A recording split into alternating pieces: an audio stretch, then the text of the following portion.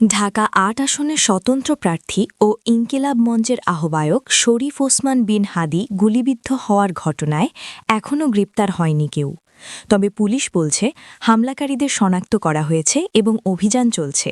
শুক্রবার জুমার নামাজের পর রাজধানীর বিজয়নগর এলাকায় দুর্বৃত্তদের গুলিতে গুরুতর আহত হন শরীফ ওসমান বিন হাদি। সঙ্গে সঙ্গে তাকে উদ্ধার করে হাসপাতালে ভর্তি করা হয়। চিকিৎসকদের ভাষ্য অনুযায়ী তার অবস্থা এখনও আশঙ্কাজনক। এই ঘটনার পর দেশজুড়ে নিন্দা ও প্রতিবাদের ঝড় ওঠে। বিভিন্ন রাজনৈতিক ও সামাজিক সংগঠন দ্রুত হামলাকারীদের গ্রেপ্তারের দাবি জানায়।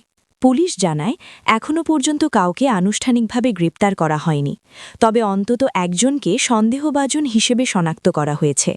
হামলায় ব্যবহৃত অস্ত্র ও হামলাকারীদের গতিবিধি শনাক্তে সিসিটিভি ফুটেজ বিশ্লেষণ সহ বিশেষ অভিযান চালানো হচ্ছে।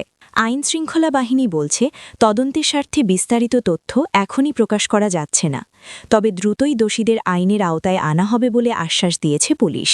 হাদি গুলিবিদ্ধ হওয়ার ঘটনায় তদন্ত অব্যাহত রয়েছে।